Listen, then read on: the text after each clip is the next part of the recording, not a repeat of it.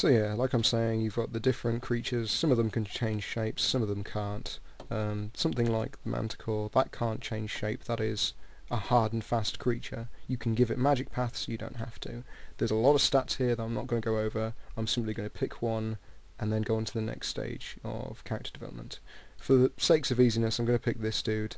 He's a little bit weak, he's not got that many hit points, but you'll find out what sort of average amounts are and all that kind of stuff in a minute. So let's do this. So you pick the form, you go on to the next ones, which are selecting magic, dominion, awakening, and if you want to set a password or if you want to load a preset one. We won't click ready just yet because we're not ready. I'm going to start with awakening because this is kind of an interesting one. You get to choose when you want your pretender god to be available.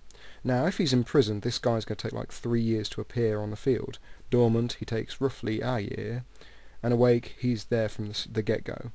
And the idea is if you imprison him, you get a ton of points to spend sort of upgrading your nation and so on, which you can do in the Dominion screen.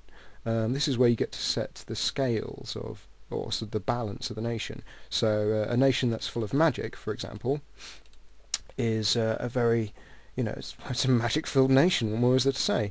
There's a high rate of research production, as compared to a nation that has drain scales, which it's kind of, well, there's very little magic in the land. It's hard to research spells. It's hard to cast spells. I mean, if you can, you want to go with a kind of a maxed out, well, maybe not a maxed out magic scale, but sorry about the lag here, folks. It basically, you're deciding how strong your race is in terms of productivity or law and order, or how quickly their people will spread in their province and grow, or just how lucky you are as a nation. Looks quite important, but again, so is the hot and cold scales. Callium is a very cold nation, so that of course they prefer a very low cold setting, as compared to Abyssia, which love the heat, so of course they need it maxed out. And depending on how you relate to that depends on how successful the nation will be in terms of how strong the troops will be or how powerful your magic is. So all these scales do, it's something to think over. But the next interesting part has got to be magic, because now you get to decide, what the hell your pretender can cast and what he can't cast and what effects he has on his troops and things. Best way to point this out is I start with 2 levels in air. So if I put 2 more in, you'll see that something called air shields appeared. This is an effect that will affect the pretender, his given blessed troops and sacred troops, and your preacher, your oh god, what's the term?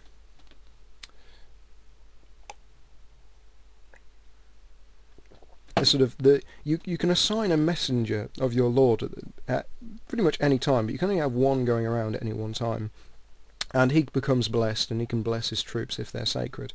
And it's an effect that hits holy troops and will kind of protect them or strengthen them.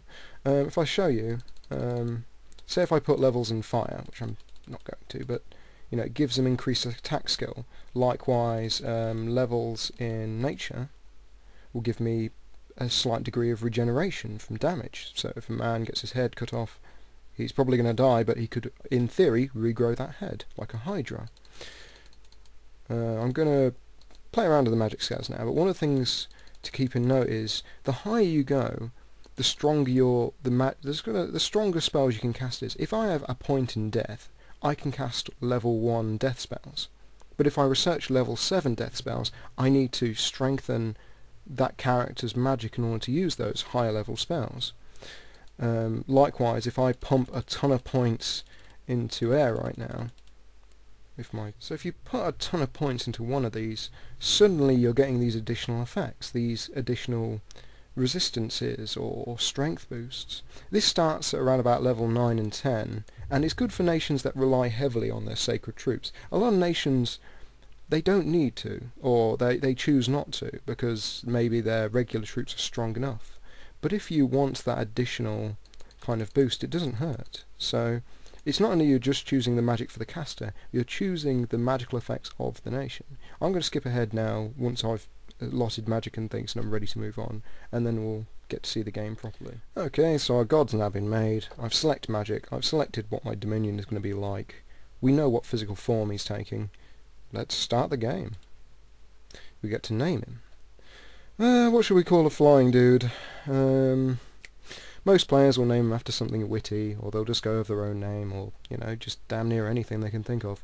I saw on the Let's Play forum archive, there was a battle with one of the Man nations. They called their pretender the Internet.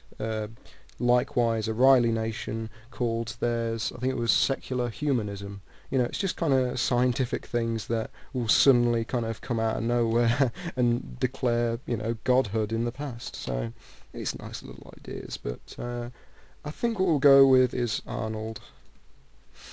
Our pretender, God, Arnold. Lovely. All praise Arnold, Lord of Strength, Guide of Heroes. These kind of additional extras are meant to sort of give little hints as to what stats they've got, but most of the time you know, it's kind of hard to decipher. Strength could mean blood magic, it could mean fire, it could just mean that he's a pretty damn strong model, that the actual person himself, you know, stat-wise, he could be like a Cyclops or something, have huge strength, but, or just, you know, really high hit points, but, you know, it doesn't, you know, so, they're nice extras, really. Anyway, so yeah, we then go into this where you get to choose, you know, things to set the game up with. Just hit no renaming is allowed, because, you know, you want to be able to call your dudes cool names. So, you know, let's create the world. Okay, so beginning of every turn you get this. You get the message screen. It tells you what's happened, you get reports. Typically this is the start of the game, so the only reports we get are, you know, the fluffy bits, like they are returning, gods are awakening from their long slumber. Now a new age has dawned, the Pantocrator has gone, or Pantocrator, however the hell you want to pronounce it. You know, the old gods are dead, new gods are rising up. Let's begin the game. So first things first, what the hell's on this map? How big? What's this? What's all this around the sides? Oh god. Oh, why is the background like a weird wood colour? What? What is this game? Who are these dudes? What's that? How does this work? Why is that a dragon's head? Why is that a dragon's head? Yeah, this is Dominions 3. This is pretty much the majority of the game right here. And you know what? If you can learn to love it, that's all you need. The only other part of the game you'll see is the battle scenes, and you don't really have control over them. You watch your armies fulfill the orders that you give them, if they fulfill them, and you get to see them kill stuff. Majority of the time you're moving things around, you're micromanaging, and that's what we're here for. We love micromanaging. It is the game. There's a lot of shit on this screen. I'm going to give you a quick rundown of what it is. It's all fairly standard stuff, so don't worry. Let's take a couple of minutes. You've got your nation's overview, like your treasury, the income you'll get next turn, and how much it costs to keep your armies and your wizards sort of where they are, you know, keep them alive, fed, and so on. You got your gem income there, how many gems you get per month. Top right there, the little tiny thing, is the actual sort of time of year it is. So right now it's the first spring of the first year. But, you know, it can change to midwinter, it can go, you know, it follows the natural cycles. Then you've got the actual province you're looking at, and you've got the details of like how many resources are there. That's important for actually buying soldiers, because a lower resource means that you can't buy as many soldiers, because they've all got different resources, costs and things. Income, how much you're getting from the province. Supplies, how many men you can keep alive and fed. So right now I've got like, I don't know, maybe 30 guys here, which I'll show you in a minute, and they're taking up like 66 supplies. And out of 1,046, that's a drop in the water, you know, that's nothing at all. We can keep a very large army alive for quite a while, quite happily. It doesn't remove from that, that's just how much they can keep every turn. You know, that is it. That number rarely goes down unless some real catastrophe is hitting the land, or some great lucky events happen and that boosts. Population, how many people live there. A low population has a low income and low resource value. High population, it says it at the bottom, high income, high resource. Fantastic. Unrest, whether or not the people in the land hate you. If it's really, you know, if everyone's sort of rioting, you can extract no funds from that region because everyone's currently busy rioting.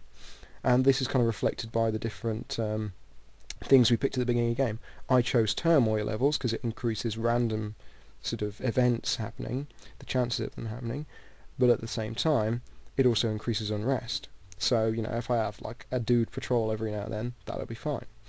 Dominion, this is represented right now by a single candle, but that increases depending on how high you set that candle level at the beginning of the race creation bit, or well, the god creation bit.